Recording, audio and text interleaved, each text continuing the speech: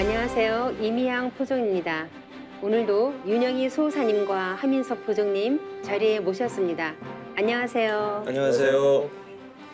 네, 지난 시간에는 온 인류가 모셔온 하느님에 대해 알아보는 시간을 가져보았는데요. 각 종교에서 부르는 절대자의 호칭만 다를 뿐 한 분 하느님을 외치고 있다는 것과 또 그 하나님을 모셔온 상제 문화의 대표적인 것이 제천 문화라는 것을 알아보았습니다. 그리고 안타깝게도 상제 문화가 퇴색되고 왜곡된 과정까지 알아보았는데요. 그런데 저는 지금 인류가 조아조 하느님이신 상제님을 바르게 인식할 수 없게 된 것은 하나님에 대한 인식이 제대로 되지 않았기 때문이 아닌가 하는 생각이 들었습니다. 포정님, 하느님을 어떻게 하면 바르게 인식할 수 있을까요? 그에 대해서 잘 알 수 있는 성구가 도전 1편 1장에 나와 있습니다. 제가 한번 읽어보겠습니다. 태시에 하늘과 땅이 문득 열리니라. 호련히 열린 우주의 대광명 가운데 삼신이 계시니 삼신은 곧 일신이요 우주의 조화 성신이니라. 삼신께서 천지 만물을 낳으시니라. 이 삼신과 하나 되어 천상의 호촌 금골에서 온 우주를 다스리시는 하느님을 동방의 땅에 살아온 조선의 백성들은 아득한 예로부터 삼신상제, 삼신하느님, 상제님이라 불러왔나니 상제는 온 우주의 주제자요 통치자 하나님이니라. 자, 그래서 이 우주는요 문득 열렸습니다. 근데 그 문득 열린 그 광명 속에 삼신이 계신다라고 표현을 하셨는데요. 그러니까 삼신이라는 존재는 얼굴 없는 조물주인 거고요. 우주의 원신이라고 알고 계시면 되는데, 근데 왜 삼이냐? 그거는 그 작용을 셋으로 하기 때문에 삼신이라고 하는 건데, 무형의 삼신과 근데 한 몸이 되셔가지고 이 삼신의 조화와 삼신에 내재한 자연의 이법을 주재하셔가지고 천진만물을 낳고 기르고 다스리는 유형의 주신도 있다는 게 동양의 그 원래 신교의 하나님관인데요. 그 분을 일러서 삼신일체 상제님이다 이렇게 정명을 했고요. 그래서 안파견 초대 환인 때부터 그 동방 한민족은요 3개의 최고 통치자를 삼신일체 상제님 내지는 삼신상제님이라고 줄여서 또 상제님이라고 불러왔던 겁니다. 그러면 신교는 고조선 일대 이전의 상고 시대부터 우리 조상들이 국교로 받들어온 한민족의 생활 문화죠. 현재 종교 문화의 뿌리이기도 한데요. 신교에서는 조물주 하나님을 삼신으로, 그리고 삼신과 하나 되어 우주를 주재하시는 통치자 하나님을 삼신상제님이라 부르며 모셔왔다는 말씀이군요. 자, 그런데 하느님은 한 분인데 왜 일신이라 하지 않고 삼신이라고 하는 건가요? 그러니까 이제 조물주 하나님은 이 만유 생명의 절대 근원으로서 이렇게 일신이지만 이제 현실 세계에 드러날 때는 이제 세 가지 신성으로 작용한다라는 말씀이거든요. 그러니까 손가락이 움직이기 위해서는 이 손가락은 하나지만 이것이 작용하기 위해서는 세 마디가 이루어져야 작용하는 것처럼 그 우주의 조물주 삼신도 이 일신으로 존재하지만 그런 어떤 신성 그걸 작용할 때는 삼으로 작용한다는 거죠. 그 하나 속에 셋이 깃들어 있다라고 해서 즉일, 즉삼, 그러니까 어떤 삼수의 신성과 주제의 원리로서 만유를 창조하고 섭리하신다는 뜻인 것입니다. 그래서 뭐 삼신이 이 우주를 주재하다 보니까 이 세상 만유가 다 삼신의 화현인데, 그래서 아까 하늘, 땅, 인간도 셋으로 존재하는 거고, 우리 몸도 해부학해 보면 세 부분으로 썹니다. 얼굴하고 몸통하고 팔다리. 그리고 아까 작용할 때도 보면 팔은 하나지만 세 등분으로 나뉘어서 이렇게 작용을, 그러니까 실제로 작용을 하려면 셋으로 나뉘어지지 않으면 발동이 되지 않는 거죠. 그래서 그 정신을 이어서 우리 선조들은 나라를 다스리는 것도 삼한관경제라 그래서 중심에 이제 주군이 있고 양팔처럼 이렇게 세 나라가 나뉘어져 있던 거고, 우리 몸에도 세 가지 소중한 것이라 그래가지고 삼진이라 그래가지고 성명정이 깃들어서 이렇게 생명이 돌아가고 있는 거고, 동방의 신교 문화에서는 그 하나님은 일신이시지만 만유 생명의 절대 근원이시지만 작용하기를 낳는 존재, 조하신, 그 다음에 가르치고 이제 깨우치는 존재로 교하신, 그 다음에 모든 질서를 이렇게 열어나가시는 존재로 치화신, 그 세 가지 측면을 갖고 있다 해서 삼신이라고 불러왔습니다. 그래서 조물주 하나님은 만유 생명의 본체로서는 일신이지만 작용은 셋으로 한다고 해서, 그래서 무형의 삼신과 근데 한 몸이 되셔가지고 이 삼신의 조화와 삼신에 내재한 자연의 이법을 주재하셔가지고 천진만물을 낳고 기르고 다스리는 유형의 주신도 있다는 게 동양의 그 원래 신교의 하나님관인데요. 그러니까 이제 동방의 신교 문화에서는 이제 대자연 속에 어떤 순수한 조화신인 원신이 이제 삼신이라고 이렇게 말씀하셨는데 그 삼신이 자기 현현에 나타난 게 뭘로 나타나느냐 바로 하늘과 땅과 인간으로 이렇게 나타나게 되는 거거든요. 그래서 우리가 이제 뭐 조화신, 교화신, 치화신도 말씀하셨지만 그 인간 세상에 이게 통치의 어떤 있어서도 조화신은 아버지, 교화신은 스승님, 치화신은 임금님 그 여기에서 군사부 문화가 나오게 된 것이죠. 우리가 그 예전에 생명을 점지해 주시는 분을 삼신 할머니라고 그랬잖아요. 그럼 이 삼신의 작용과도 관련이 있다는 말씀이잖아요. 그런데 조금 전에 말씀하신 것처럼 삼신은 원신이고 삼신 상제님은 주신이라고 하셨는데 원신과 주신의 용어가 좀 어려워요. 그러니까 이제 결론적으로 말씀드리면 하나님을 비롯한 모든 신은 그 일양 이름의 도, 그 자연을 낳는 근원신으로서의 원신이 계시는 거고요. 이제 그것을 자연을 다스리는 어떤 인격적인 주신으로서 이렇게 음양 구조로 신도 원신과 주신으로 이렇게 존재를 하시는 겁니다. 그래서 원신은 모든 만물 속에 실제하지만 구체적으로 얼굴과 형상이 없는 그런 순수 인격인 어떤 하나님의 성령으로서 존재하는 것이 이제 원신인 것이고요.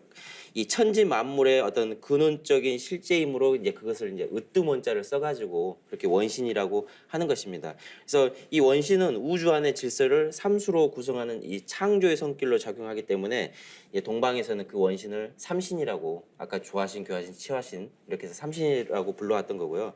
그래서 이 태초에 우주가 탄생할 때도 이 조물주 하나님은 삼신의 손길에 의해서 천지, 일월, 성신 이렇게 질서화된 것이죠. 이제 반대로적으로 이제 주신이라고 하는 것은 형체가 있는 어떤 인격적인 모습을 가지고 계신 분이 바로 주신입니다. 그래서 천상의 이제 인격신들 가운데 최고의 어떤 유일신, 최고의 어떤 그 천지 만물을 통치하시는 하나님으로서의 어떤 그 주제자, 뭐 그런 신들의 어떤 위치에 계신 그 상제님을 바로 또 삼신 상제님으로서 계신 거죠.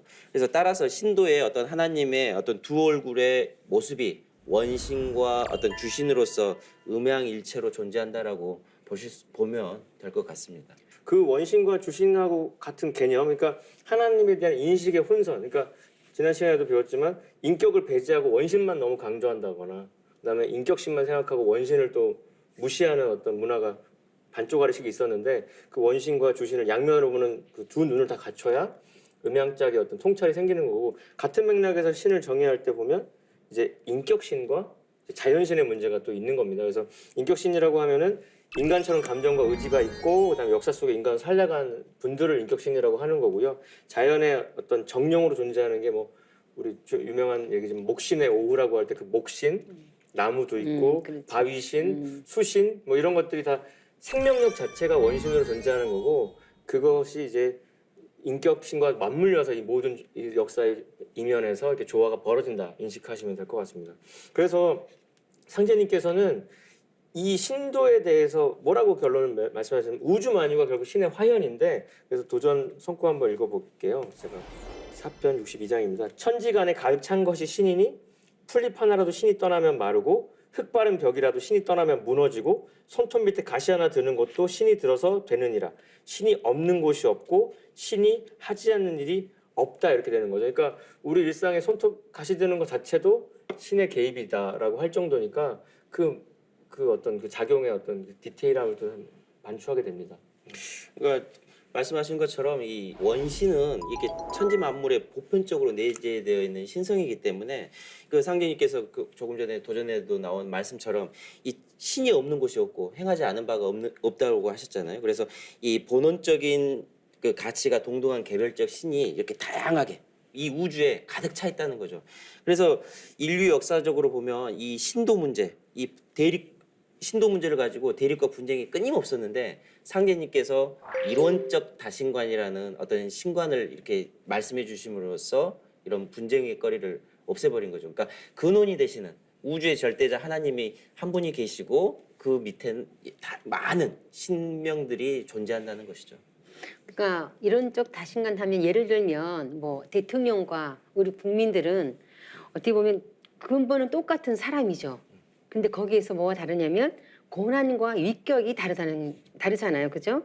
그런 것처럼 우리도 이렇게 보면 조금 전에 뭐 자연신과 인격신에 대해서 이렇게 말씀하셨는데요. 인격신이라는 말은 간단히 얘기해서 하느님이 우리처럼 사람의 형상을 하고 계시다는 거잖아요. 그렇죠. 근데 이를 잘 드러낸 것이 바로 그 호칭이 상제님이 아닐까 이렇게 생각합니다. 그래서 예로부터 이제 천재 문화도 있었지만 동방 신교 문화에서는 이제 그 하나님의 본래 호칭을 이제 상제님이라고 한 거죠. 그래서 상제라는 뜻은 최상의 천상의 어떤 지존무상하신 그 상자이고 제자라는 것은 그 임금님 제자가 아니라 하나님 제자다. 그래서 하늘 천상에서 이 우주를 통치하시는 그런 어떤 임금님으로서의 상제님이 계셨다는 거죠. 그래서 역사적으로 보더라도 이런 상제 신앙을 단순히 뭐 그 믿음을 하는 그 종교적인 어떤 신앙이 아니라 정치, 종교, 교육과 뭐 예술 모든 인류 문화가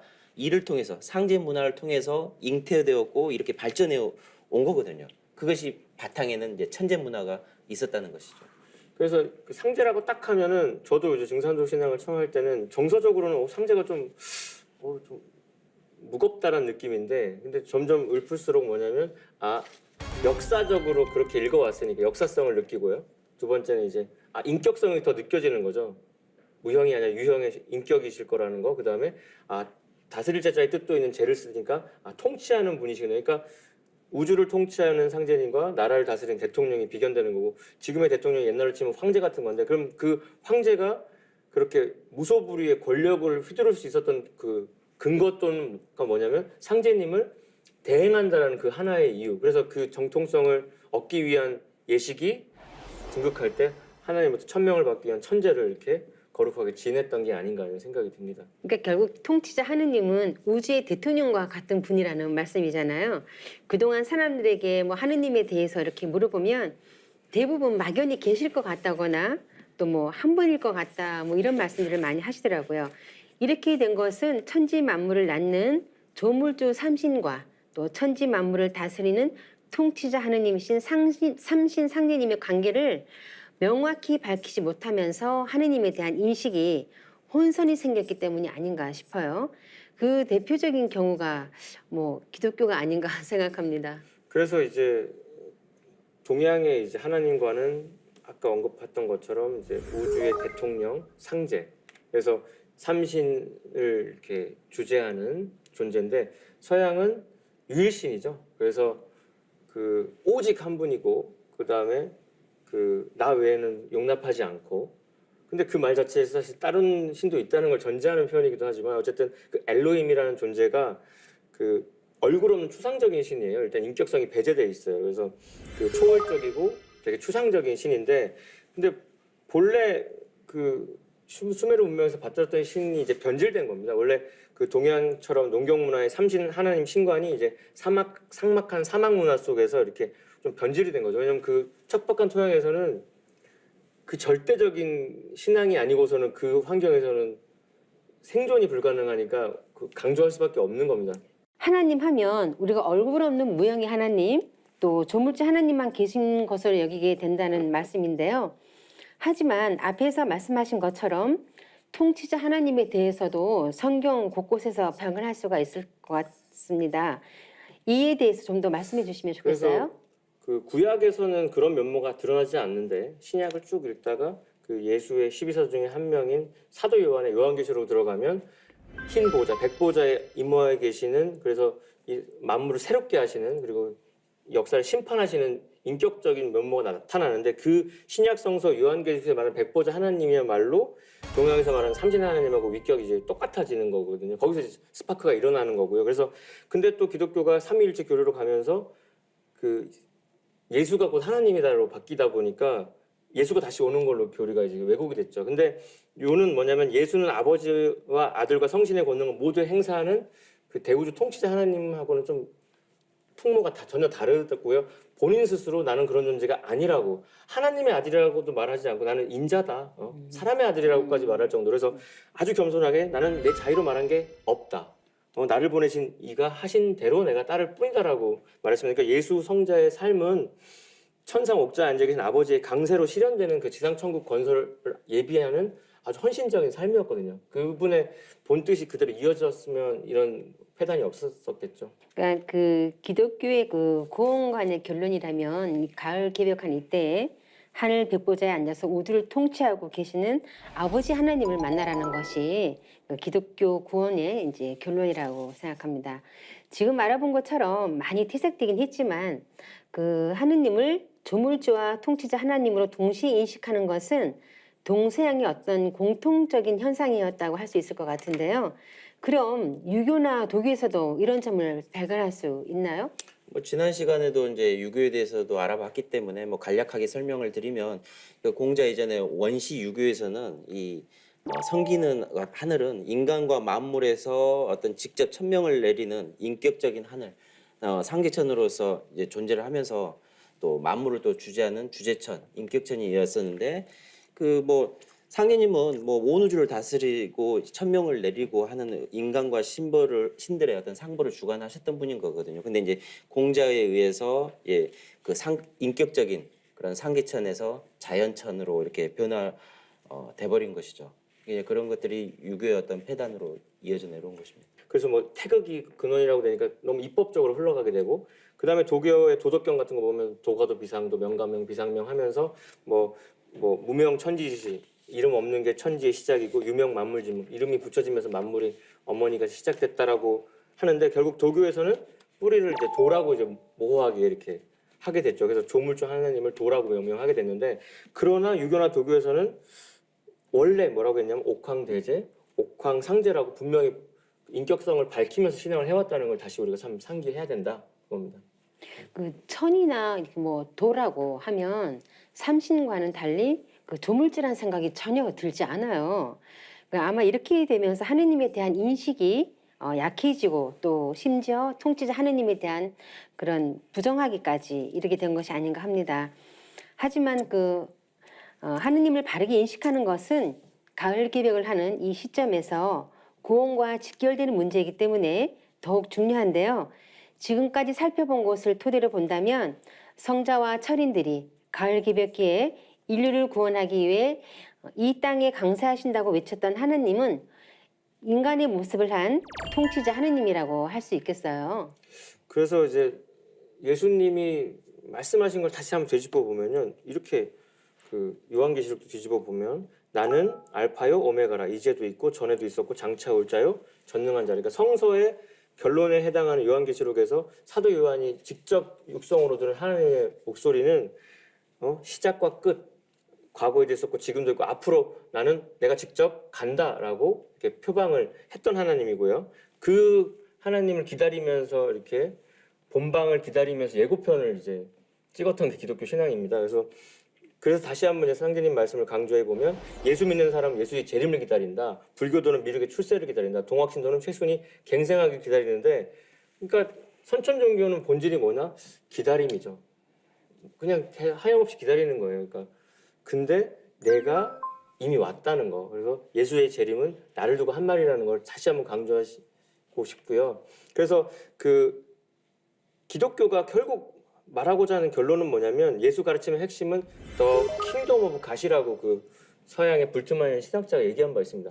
하나님의 왕국이 이 땅에 세워진다. 죽어서 천당 간다가 아니라 지상 천국인 거고, 킹덤 오브 갓이라는 표현 속에서 뭐냐면 인격적인 어떤 주제자로서의 어떤 분이 계시다라는 게 표현에 있잖아요. 왕국이니까. 그래서 그 예수가 직접 오시는 게 아니고 새하늘과 새 땅이 열린 지상 천국에서 영원한 생명을 여시는 분이 있으니까 그분이 올 때까지 잘 준비하고 기다리라는 게 예수 성자의 그 반복된 메시지였다.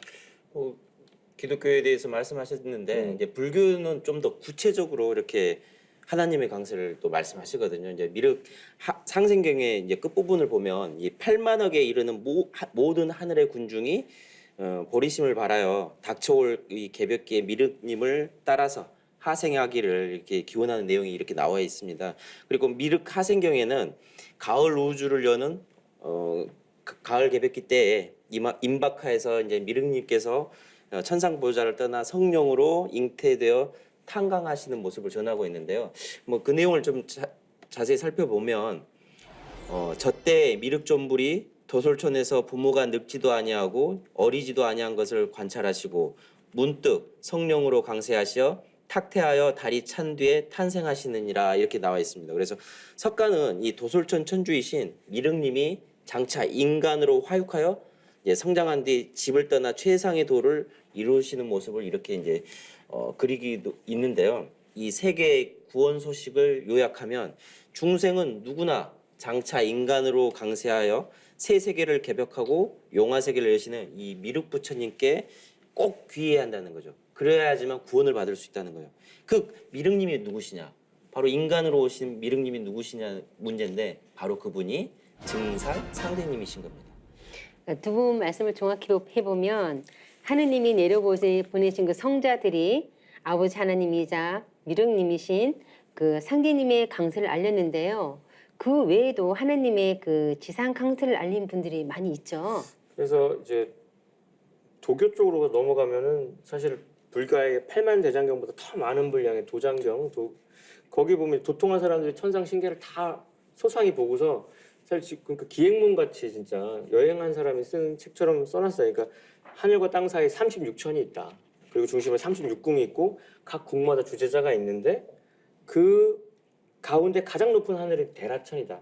그 최고 주제자는 무국지존이라고도 한다. 뭐 이렇게 표현이 막 돼 있어요. 근데 그 대라천의 수도가 옥경이다.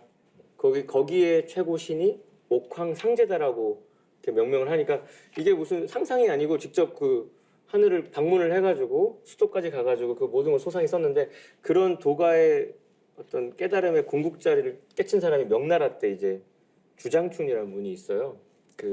저는 근데 그분 이름을 보면 좀 새롭게 장춘이지 않습니까? 길장자에 뒤축이 서가지고 이렇게 극한극사가 사라지면 후천의 날씨가 이제 사실 장춘이 된다고.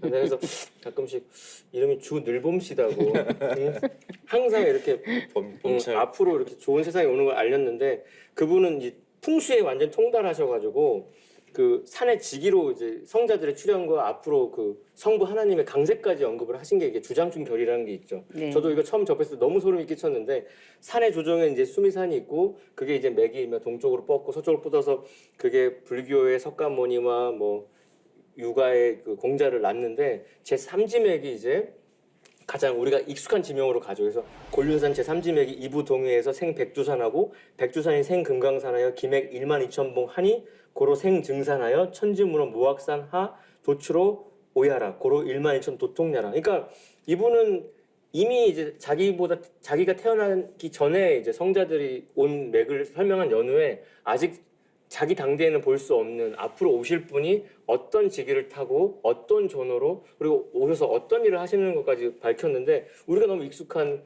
백두산과 금강산과 그 직위를 타고 증산이라는 존호로 하나님이 오셔서 금강산 1만 2천 봉우리 기운으로 전 인류를 그 깨닫게 만드는 그 핵심 일꾼 1만 2천 명을 둔다. 거기 보면 도추로 오야라고 해서 복구로자인데 선천에 미완성된 그러니까 불완전한 것들을 완전히 쪄서 익히는 뜻을 갖고 있죠. 그래서 그런 정도로까지 하나님의 어떤 강세를 밝힌 성자도 있다. 굉장히 주장춘 선생의 그 어떤 강세 소식은 굉장히 구체적인 것 같아요. 네. 그렇죠.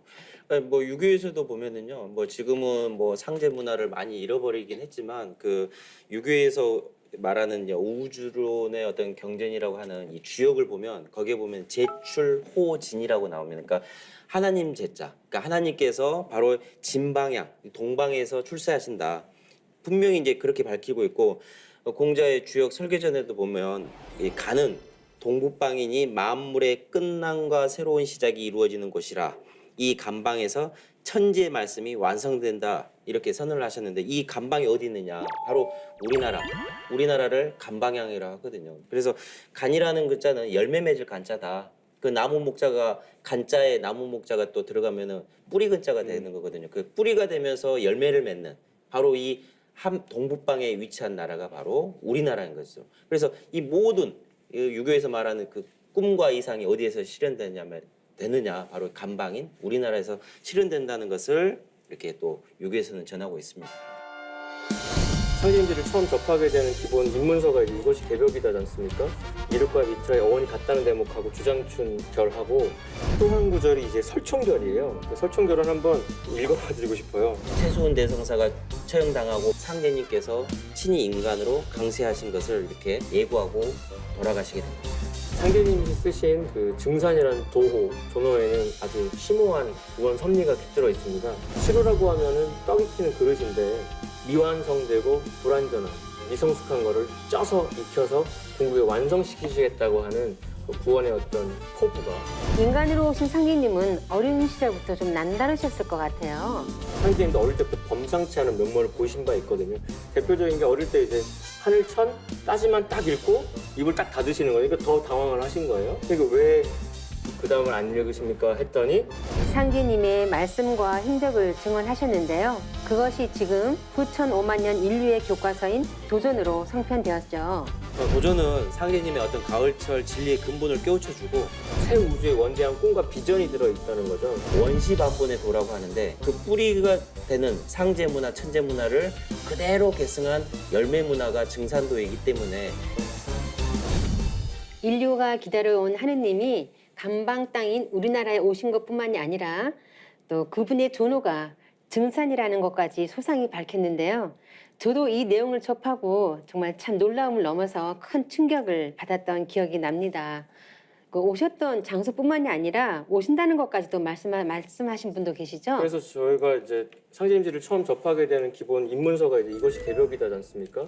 제가 이제 중학교 3학년 때 처음 소름 끼쳤던 게 미륵과 미트라의 어원이 같다는 대목하고 주장춘 결하고 이제 또 한 구절이 이제 설총결이에요. 그 설총결은 한번 읽어봐드리고 싶어요. 그래서 설총이 누굽니까? 온효대사의 온효대사 아들이죠. 그러니까 엄청난 그 분의 또 자제분인데 그분도 엄청나셔가지고 그분은 또 그 미륵부처가 어떻게 강세하는지 그러니까 두루뭉실한 게 아니라 언제 어떻게 오는지를 밝힌 바 있는데 이렇게 써놓으셨거든요. 한양 지운 과거제의 용화세존 말대래라. 그러니까 한양의 운수가 끝날 무렵에 용화세존이 말대에 오신다.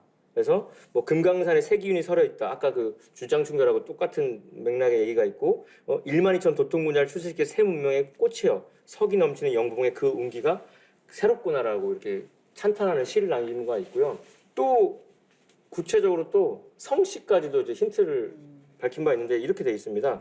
근어 여성 성원여하니 천도고연 만고심이라 해서 인류의 성씨의 조상이 여자 성씨에 뿌리를 두고 있고 여자 성씨에 다시 새로운 시원이 이루어지니 이는 태초부터 우주정신으로 천도의 운수가 그렇게 이루어져 있다. 그러니까 생명을 낳는 건 여자니까 문명의 시작도 여자 성씨로 마무리 짓는 것도 여자 성씨로 된다는 거. 그래서 그 우리 상제님이 강시로 오시는 섭리도 힌트를 이렇게 살짝 흘리신 바 있죠. 참 신비롭지 않습니까? 참 언제 어느 때 오시는 것과 어떤 성씨로 오시는 것까지 다 밝혔다는 것이 참 신기한 것 같아요. 그렇죠. 이제 또 동학에서도 이렇게 전하고 있는데 이제 지금으로부터 160여 년 전에 이제 상제님의 부름을 받고 시온 문화의 역사를 읽고 고통받다니까 구한말 시대잖아요. 그때 동방의 한민족의 구원의 빛을 열어주신 분이 이제 계셨거든요. 그분이 바로 이 후천 다시개벽, 후천 세상이 열릴 것을 선언하신 동학교조 최수훈 대성사, 뭐 본명은 이제 최재우죠. 그 우주의 주제자 상제님께서 동북아 역사의 종주인 이 조선이 이제 구한말 때 패망의 어떤 그 과정에서 최수훈 대신사를 역사의 전면에 내세우면서 새 역사 세상 그 개벽을 선언하고 상제님의 강세를 이렇게 알리게 된 겁니다. 그래서 최수훈 대성사는 이제 장차 그 당신님이 미륵님 상제님께서 이 강토에 강세하셔서 복음을 전할 것을 이제 가사체로 용단가에 이제 이렇게 전하고 있습니다. 어하 세상 사람들아 무국지온 닥칠 줄을 너희 어찌할까 보냐 무국대도 닦아내니 5만 년지 운수로다 이렇게 전하고 있는데요.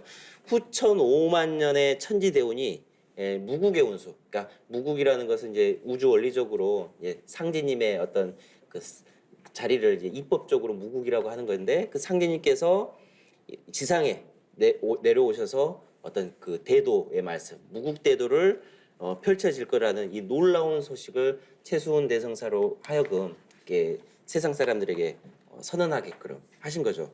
그래서 이제 조선 조정에서는 이 후천개벽과 시천주 그 어떤 복음을 세상에 전한 이 최수훈 대성사를 혹세무민하는 죄목으로 이렇게 처형을 하게 됩니다. 그래서 4년간 1960년부터 64년까지 4년간 이 복음을 전한 대성사는 이제 혹세무민을 한다라고 해가지고 잡혀서 이제 대구 장구대에서 이렇게 대구 장대에서 처형당하게 되는데 그때 이제 죽기 전에 이런 말을 또 하죠. 전 40은 내려니와 후 40은 뉘련가 천하의 무국대도가 더디도다 더디도다 8년이 더디도다. 그래서 그 마지막 말을 남기고 이제 처형을 당했는데 그 8년만 그러니까 1864년 이 최수훈 대성사가 처형당하고 8년 뒤인 1871년에 상제님께서 친히 인간으로 강세하신 것을 이렇게 예고하고 이렇게 돌아가시게 된 것이죠. 그래서 저는 그 마지막 그 처형 장면 좀 뭉클한데 마지막까지도 어쨌든 인류한테 하나님이 언제 오신다는 것까지 처절하게 이렇게 고백하고 가셨잖아요. 그래서 그분이 하나님과의 그 대면, 너무나 그 전율을 일어나는 천상문답 사건으로 깨달은 바는 시천주 사상이지 않습니까? 인간으로 오시는 천주님, 상제님을 이제 모시라는 거죠. 모시라는 건 유형의 어떤 분을 이렇게 귀빈으로 모시는 개념인데 그게 그 하나님을 직접 체험하지 못한 2대, 3대 교주로 넘어가면서 최시영은 사인여천, 사람을 섬기는데 하늘처럼 섬기라는 식으로 비슷한데 이상하게 바뀌고 손병희로 넘어가면 동학도 아니고 이제 천도교로 종교로 전락시키면서 인내천, 사람이 하늘이다라고 완전히 그 칸막이 넘어가면서 전혀 다른 메시지가 됐죠. 그래서 그 모실 시자가 얼마나 그 참 큰 단원지를 제가 새삼 느낍니다. 아까 상제님께서는 모든 종교의 본질은 기다림이라고 했잖아요. 기다릴 대자 이렇게 한자로 쓰게 되는데 거기서 획 하나 딱 지우면 그게 모실 시자 되잖아요. 그러니까 그 획 하나 지우려고 수천 년이 걸렸구나. 우리가 인간으로 오시는 그분을 오매불만 기다렸는데 이미 오셨고 그럼 이제 우리가 할 거는 그분을 제대로 찾아서 모시기만 하면 되는데 동학이 그렇게 엄청난 일을 했지만 지금은 그 동학마저도 본질을 잃어가지고 우리가 지금 헤매고 있다는 건데 근데 그 이면에는 뭐냐면 동방 시원 역사가 뿌리 뽑혔다는 거. 그 악업 때문에 우리가 지금 그 시천주 신앙을 놓치고 있다. 그런 아주 여러 가지 문제가 맞물려 있는 거죠. 하나님이 인간의 몸으로 이 땅에 오신다는 소식은 너무 많아서 다 알아보다가는 한도 끝도 없을 것 같습니다. 이제 마침내 성자와 철인들이 예고했던 그대로 인류가 그토록 기다려온 우주의 조화조 참 하나님이 한양이 운이 다해갈 그런 조선말 최수훈 대신사가 상제님 강세의 소식을 전하면서 돌아가신 지 8년 만에 감방 땅인 우리나라의 증산이란 도로 드디어 강세하시게 된 것이죠. 네, 그렇습니다. 그래서 뭐 제가 이 말씀을 전하는 것보다 이게 도전에 있는 말씀을 인용해서 보시면 정확하게 아실 수 있을 것 같습니다. 도전 1편 11장인데요. 상제님께서 하늘의 모든 신성과 불타와 보살들의 간곡한 기도와 하소연을 들으시고 새 우주를 열어 도탄에 빠진 인간과 신명을 건지시기 위해 새 역사의 태양이 떠오르는 동방 땅에 강세하시니 당군기원 4204년 조선 고종 8년 신민년 음력 9월 19일 자시에 전라도 고부 우덕면 갱망리에서 탄강하시니라. 상제님의 존성은 강시요 성인은 일자 순자요 도호는 증산이시니 천지 공사를 행하시어 우주의 무국대운을 여신 무국상제시니라. 이렇게 나와 있는데요. 상제님께서는 이 금산사 미륵불상에 30년 동안 성령으로 임하고 계시다가 최수훈 대신사에게 이제 그 천명과 신교 조금 전에 말씀드렸듯이 천상문답 사건을 통해서 천명과 신교를 내려주셨는데 그것을 이제 거두시고 8년 만인 이 땅에 친히 강세하신 거죠. 그래서 최수훈 대성사의 예언대로 그 대성사가 세상을 떠난 지 8년인 1871년 음력으로 9월 19일 자시에 전라도 고부군 우덕면 갱망리 이렇게 탄강을 하시게 됩니다. 뭉클한 순간입니다. 이렇게 오랫동안 기다렸던 분이 오셨는데 인간으로 딱 오는 순간 이제 타이틀이 붙지 않습니까? 그게 성씨와 뭐 존호, 뭐 존이가 생기는데 그 상제님이 쓰신 그 증산이라는 도호 존호에는 아주 심오한 구원 섭리가 깃들어 있습니다. 그러니까 시루라고 하면은 떡 익히는 그릇인데 그게 미완성되고 불완전한 미성숙한 거를 쪄서 익혀서 공부에 완성시키시겠다고 하는 그 구원의 어떤 포부가 그 이 존호 안에 깃들어 있다고 보시면 되겠습니다. 네, 상제님께서는 세상에 시루만큼 큰 그릇이 없나니 황화수의 물을 길어다 부어 보아라. 아무리 부어도 시루의 물을 못 채울 것이로다. 시루는 황화수를 다 먹어도 오히려 차지 않으니 천하의 그릇 중에 제일 큰 것은 시루니라 라고 하셨는데요.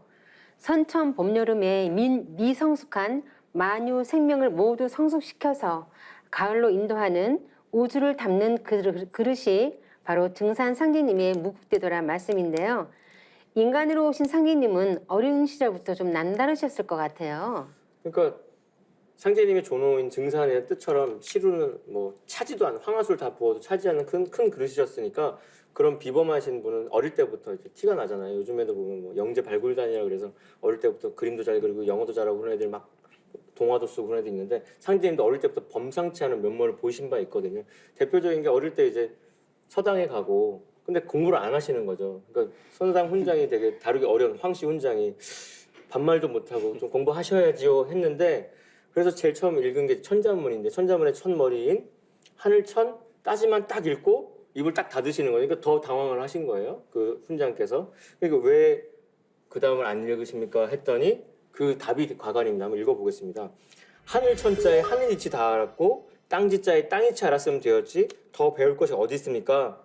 노시다가 시간 되면 가시죠. 그러니까 과외 선생님 그냥 시간만 떼고 가시라고 할 정도로 그러니까 하나님의 어떤 위격에서 천지의 주제자시니까 그 글자 두 글자에서 이미 그 통찰이 각이 열리셨다는 뜻이 있죠. 사실 인간으로 살다가 모든 사람은 뭐 하나님이고 뭐걸 떠나서 실제 인간인데 인간으로 온 어떤 위대한 성각자 중에 이런 말을 남길 정도의 사람은 없다. 이걸 통해서도 이거 상제님이 아니면 할 수 없는 대사다 싶은 구절이고요. 또 시를 하나 이렇게 또 7살 때 글방에 가가지고 보통 시는 이제 운을 띄우지 않습니까?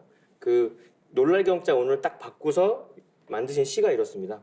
원보 공지 타기요 대호 공천경이라 해서 멀리 뛰려고 하니까 땅이 꺼질까 두렵고 그다음에 크게 소리치려고 하니까 하늘이 놀랄까 두렵고 이것도 하늘 땅을 호령하시는 상제님의 위격을 그 10글자 안에 이렇게 압축하신 시죠. 네. 그러니까 어마어마한 거죠. 그렇죠. 네, 그러면서 이제 이후로 이제 14세, 15세로 접어드시면서 상제님께서 이제 만고 풍상을 이렇게 다 겪어하시는데요. 이제 그 집안 상제님께서 태어나신 그 집안의 이제 가세가 조금씩 이렇게 어려워지다 보니까 학업을 중단하시고 이제 사방으로 이제 주요하시게 됩니다. 그래서 특히 이제 정읍군 임한면 거슬막에서 이제 머슴 노릇도 하시고 또 그러시면서 보리를 거두시고 정읍 내장산 아래 부여국에서는 또 산박군 노릇도 하시고 그 나무를 베어 가지고 이제 또 뭐 이렇게 하셨는데 당시 같이 일을 했던 산박군들이 고부갱망리에서 온 저 젊은이 참으로 진실되게 일을 잘한다라고 말씀하실 정도로 이렇게 그 참되게 인생길을 걸으시는 그 상제님 모습이 참 감동적으로 들리는데요. 사실 일반적으로 하나님께서 인간으로 오셔서 저런 일을 이렇게 하신다라는 게 이해는 될 수 없겠지만 상제님께서 인간으로 친히 오셔가지고 뭐 가난한 농부 아들로 태어나가지고 이런 그 일반적인 그 고난을 당하는 인간의 삶을 같이 살아보면서 후천 가을개벽에 이 가난으로 억압받고 고통받았던 사람들에게 어떤 축복을 내려주시기 위한 하나님의 어떤 구원의 어떤 섭리가 여기에 담겨져 있는 게 아닌가 싶습니다. 그러면서 이제 상제님께서는 항상 청지 신명들의 의모를 받으면서 이런 광고 창생의 어떤 길로 우연히 나가시게 된 것이죠. 네, 상제님의 어린 시절과 청년 시절 또 광구 천하의 뜻을 품으시고 천하를 유력하며 민중의 삶을 직접 체험하신 일들은 도전과 증산도의 진리책을 통해 만나보시면 좋겠습니다. 이처럼 만고 풍상을 모두 겪으시며 세상을 둘러보신 상제님께서는 드디어 후천 성경의 새 세상을 여시기 위해 20세기가 시작되던 1901년부터 1909년까지 9년 동안 천지공사를 집행하셨죠. 네, 그렇습니다. 그래서 상제님께서는 나의 일은 천지를 개벽함이니 곧 천지공사라.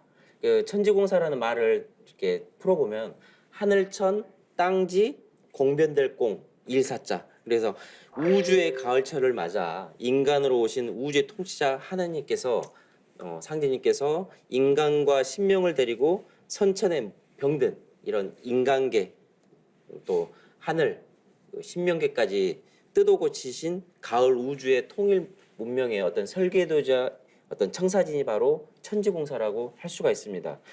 성자들은 인간으로 와서 어떤 사명을 가지고 뭐 자비와 또는 뭐 어지린자 뭐 또 사랑으로 사람들을 교화해서 참 사람이 될 수 있도록 하는 데 있었지만 이 우주의 통치자 하나님 그 성자들을 보내신 우주의 절대자께서는 인간으로 오셔서 바로 이 천지가 병들었다. 선천 봄 여름의 세상을 살면서 하늘 땅 인간이 병들었기 때문에 뜯어 고쳐서 후천 가을이라는 어떤 살기 좋은 상생의 세상을 여시는데 그런 목적이 있었기 때문에 가지시고 짜신 프로그램이 바로 천지공사라고 할 수가 있습니다. 또 천지공사는 다른 말로 신명 해운공사라고도 하거든요. 그래서 선천의 인간과 신명이 선천 5만 년 동안 살아오면서 원과 한을 맺고 다 죽었기 때문에 그것을 치유해서 마침내 인간과 만물을 살리시는 참 하나님의 구원의 법방으로서 짜신 것이 바로 천지공사라고 할 수가 있겠습니다. 그래서 이제 천지공사라고 하는 대목으로 접어들면서 또 저도 고민해 보는 게 왜 그러면 보셨을까? 왜 꼭 그거야만 됐을까 생각이 드는데 상제님께서 이렇게 이 지상에서 좀 머슴살이도 하고 고생도 하셨을 때 인간으로서 결단을 하시게 된 사건은 그거지 않습니까? 동학혁명을 겪으면서 민초들의 그런 역사의 대지진을 겪으면서 기존의 법술로는 해답이 없으니까 한번 내가 찾아보겠다는 다짐도 하시고 그래서 동서고금의 모든 책도 다 훑고 3년 천하 유력을 다 하시고 근데 선언적으로 딱 깨달은 한 말씀이 있는데 이거죠.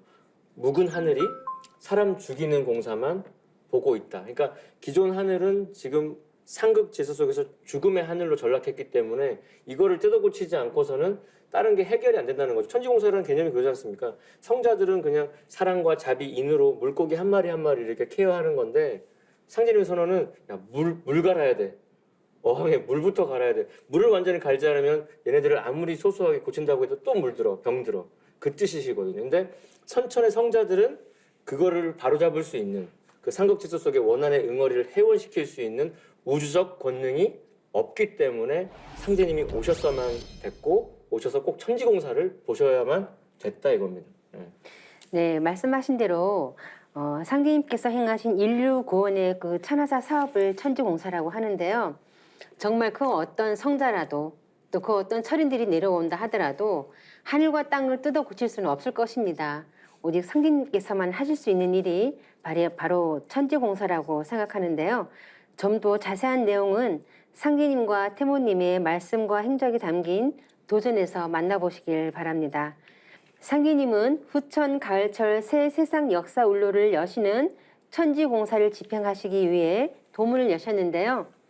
이때 수많은 분들이 천지공사에 수종들며 상제님의 기행 이적을 체험하셨죠. 네, 그렇습니다. 그래서 상제님을 모시고 이제 성운을 받들고 이 천지공사에 수종된 이제 성도라고 하죠. 그런 분들이 이제 상제님 말씀과 권능과 행적에 이제 증언을 하셨는데 대략 한 60여 명의 성도들이 계십니다. 그리고 이제 상제님이 베푸신 어떤 성령의 치유를 통해서 뭐 치병이 됐다든지 뭐 죽음과 죄에서 구원받았다든지 그러신 분들이 대략 이제 수천 명, 그런 분들을 문도라고 하죠. 문도에 해당하는 분들이 수천 명에 해당이 됩니다. 상제님을 모신 성도 중에는 이제 특히 백봉남 성도와 김호용 성도라는 어린 성도들이 있거든요. 특히 이제 백봉남 성도는 태어난 지 8달 만에 신안이 열려서 영이 열려가지고 만물의 속을 다 들여다볼 볼 수 있을 만큼의 해안을 가진 비범한 인물이거든요. 그래서 3살 때 뭐 상제님을 찾으러 나가겠다라고 막 할 정도로 지금 생각해보면 참 지금 3살이면 네. 문 앞에나 나갈까요? 네. 우리가 이제 그 동학혁명 당시에 황토현 정투라고 다들 아실 겁니다. 그 황토현 정투에 전설처럼 내려온 이야기가 있는데 바로 이 전투를 지휘했던 그 승리를 이끌었던 신비의 아들 아이가 있었는데 그게 오세동이라고 하거든요. 그분이 바로 우리가 알고 있는 백봉남 성도가 되십니다. 그래서 상제님의 그 남다른 위격 그리고 성자들과 다른 면모가 그 어린이 문화가 상제님 진리에는 있는데 그 백봉남 성도와 더불어서 우리가 그건 좀 어려운 용어지만 간태합덕이라 그래서 그 간방과 태방의 서로 합덕으로 후천이 열리는데 그 태소년에 해당하는 소녀 아이를 직접 기르시면서 천지공사를 보셨거든요. 그러니까 3살 때부터 그 호연이 있는 집에 가셔가지고 부모 재롱을 받으시면서 참으로 크게 된 아이니까 나한테 바치라고 해서 5살 때부터 이렇게 9년 천지공사의 전 과정을 그렇죠. 그래서 그리고 1905년대는 9살 되던 그러니까 나이가 2자릿수로 되기 딱 직전 그러니까 영성이 이제 아직 순수한 그 9살 되던 그 해에 125일 동안 집중 수도를 시켜서 완전히 신안이 열리게 되죠. 그래서 새소리 뭐 천하 만물의 그 신성을 다 열어서 보는 눈. 원래 우리 태고 신교의 그 영성을 20세기 초엽에 완전히 복원을 시켜가지고 그러니까 우리가 후천 가서 그런 완성된 인간이 될 수 있는 가능성을 그 한 아이를 통해서 이렇게 모델을 삼으셨던 거죠.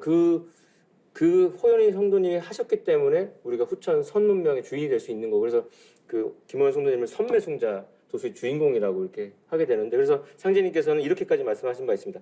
천하 사람이 제 어미가 나와서 생겨났지만 맥은 네가 붙인다. 맥 떨어지면 죽는다. 그 맥을 이어주는 진리의 맥, 선맥을 이어주는 존재라고 하셨고요. 나의 이름 판밖에 있단 말이다. 붉은 닭 소리치고 판박 소식 들어와야 도통판을 알게 되고 도통판이 들어와야 나의 일이 될 것이다 하셔서 진짜 진리의 전 면모, 진법이 드러나려면 붉은 닭이 울어야 되는데 그 붉은 닭이 그 천간 지지로 풀어보면은 정유생 그 김호연 성도님의 그 진리 증언을 통해서 그러니까 우리가 상제님의 이런 세세한 어떤 공사의 면모를 알 수 있었던 것도 바로 지금 거리에서 상제님이 품어서 똥오줌 받아가면서 달래가면서 이렇게 공사를 목격하게 했던 그 증언이 없었더라면 우리가 지금 하나님의 그 세세한 사연을 몰랐을 텐데 그거를 아주 리얼하게 증언해 주신 그 공덕이 김호연 성님한테 있습니다. 그래서 아이들은 거짓말을 안 한다고 그러니까, 하잖아요. 네. 그러니까 그 5살 때부터 안고 다 다니시면서 공상을 다 보게 하시고 나중에 그것을 증언하게 하는 그런 사역을 맡았던 것 같아요. 그래서 또 대표적인 성도님 중에 한 분이 이제 그 수석 성도이신 김영렬 성도가 계시는데요. 이제 김영렬 성도는 원래 이제 시천주 신앙했던 동학 신도였습니다. 근데 이제 그 동학 혁명에 참가했다가 이제 뭐 동학 혁명이 이제 실패로 돌아갔죠. 그러면서 이제 다시 집으로 돌아와서 이제 가업에만 종사하다가 1902년 이민년 그 원평 장날 시장에 갔다가 꿈에 그리던 상제님을 상봉하게 되죠. 예, 거기서 바로 입문하게 되었는데 상제님과 예, 김영렬 성도가 감나무 밑에 가가지고 아래에서 이 3번 다짐을 받으시거든요. 신앙도 마찬가지라고 생각을 하거든요. 그냥 복을 구하는 기복 신앙이 아니라 너 절대로 믿겠느냐? 응? 그걸 3번을 다짐을 받으시는 거거든요. 그래서 이제 김호연 성도와 더불어서 이제 9년 천지공사의 어떤 그 전 과정을 같이 이제 목격하게 되시는데요. 그 상제님 말씀을 이렇게 증언하는 중보자 사명을 부여받아 가지고요. 상제님이 집행하신 이 수많은 공사에 대해서 김영렬 성도와 그의 아내인 김호연 성도에 의해서 세상에 이제 알려지게 된 거죠. 그 모든 말씀이 기록된 것이 바로 이 도전의 이 전체 틀이 이렇게 이루어지고 있는 것입니다. 그래서 사실 그 상제님께서 만났던 당시의 사람들은 그 아주 어린 아이부터 그 대부호까지 아주 스펙트럼이 넓었는데 상제님이 보시는 공사는 우주적인 공사고 거기는 다 신명들을 다 부려야 되는 일이고 거기는 다 우리가 증산도 신앙을 통해서 깨달은 거는 이 신명계도 물질이 들어가야 기운을 붙여서 이렇게 에너지로 쓴다는 건데 그럼 그 어마어마한 공사의 그 어떤 뭐랄까 그 재물을 댔던 사람이 누굴까? 그게 그 당시에 가장 부자였던 지금의 재벌이라고 할 수 있는 전주부 백남신이라는 분도 상제님을 추종했었는데 고종 황제가 하사한 이름입니다. 남신이라는 이름은 그래서 그 동학혁명이 이게 진압되면서 삼남을 믿고 맡길만 하다. 그러니까 그 나라의 위정자의 신뢰를 받았던 그런 인물 백남신 성도로부터 10만 냥 그리고 또 다른 공사력도 10만 냥 수시로 이렇게 헌성을 하심으로써 우리 공사가 지금 이렇게 이루어진 것도 있었고 그 다음에 상제님이 맞이한 수많은 성도 중에 이제 상제님의 그 진리가 세상에 뿌리 내릴 수 있게끔 일변을 열게끔, 그래서 일제시대 때 독립운동에 어떤 헌신하는 그 독립자금도 되면서 상제님 진리에 뿌리를 내렸던 보천교회 그 우리 차경 성도님도 동학을 믿다가 상제님을 그 주막에서 만나서 그 위용에 딱 감동받아가지고 추종했던 적도 있고요. 그 상제님의 그 신앙인들은 단순히 그냥 추종자가 아니라 상제님의 천지공사에 적극적으로 참여해서 그 역사를 이뤄나가는 주역, 그러니까 위격이 전혀 또 다르죠. 이게 상제님의 어떤 성도라고 하는 개념이요. 그렇죠. 그 상제님을 모신 성도님들은 기존 그 종교의 성자들을 모셨던 제자와는 전혀 다른 분들인데요. 천지공사에 참여해서 상제님으로부터 천명을 부여받고 후천 성경 건설을 위해 각자 역할을 맡고 계신 건데요. 성도님들과 그분들의 자제나 또는 그분들을 따랐던 제자들이 상제님의 말씀과 행적을 증언하셨는데요. 그것이 지금 후천 5만 년 인류의 교과서인 도전으로 성편되었죠. 네, 그렇습니다. 그러니까 인간으로 오신 이 상제님을 따르던 성도들이나 이게 자손, 또 제자들에 의해서 수많은 증언, 근 40년 가까이 이게 증언을 통해서 상제님 성도들의 사명과 도수를 내용을 이제 밝히고 한데 묶어서 하나님 상제님과 그의 반려자 태모님의 어떤 행적들을 집대성한 것이 바로 이 도전이라는 것입니다. 그래서 이 도전은 진법도운이 열리게 된 어떤 그 경전인 것이죠. 그래서 도전 간행으로 인해서 그간의 잘못된 모든 기록을 바로잡고 또 누락된 상제님과 태모님의 어떤 대도 말씀을 이렇게 도전을 통해서 밝혀지게 된 것입니다. 도전은 상제님의 어떤 가을철 진리의 근본을 깨우쳐주고 어떤 우주 가을 개벽의 어떤 추수 진리로서의 원 바탕자를 꿰뚫어 보게 하는 이 상제님의 무국대도의 어떤 진리 원전이며 또 선천 성자들을 내려보내시고 도를 주재하시는 주재자로서의 하나님의 그 말씀 성언들이 기록되어 있기 때문에 열매 진리의 원전이다, 도의 원전이다 이렇게 부르는 것이 바로 증산도의 도전이 되겠습니다.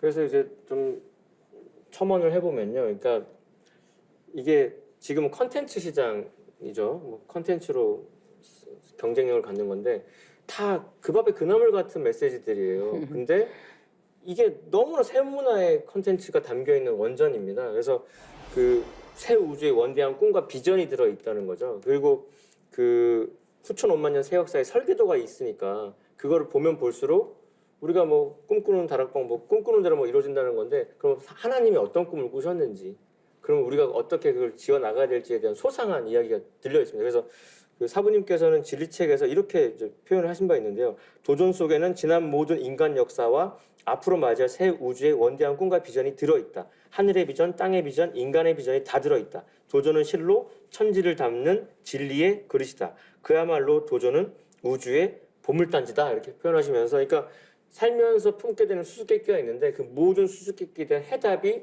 녹아 있고요. 근데 그럼 상제님의 행적을 기록한 그 이전의 기록들도 많이 있습니다만 왜 도전이 이렇게 독보적이냐면, 아까 호연이 할머니 이야기도 했지만 어린 아이의 영성으로 하나님의 그 일거수일투족을 아주 지근거려서 본 기록이 있으니까 가식이 없어요. 그러니까 하나님의 리얼한 표현, 생생한 표현, 육두문자까지 다 들어서 하나님이 바로 옆에 계신 것처럼 읽다 보면 영상이 막 그려지는 것처럼 그렇죠. 우리가 하나님을 만날 수 있기 때문에 이 도전이 위대하다고 생각합니다.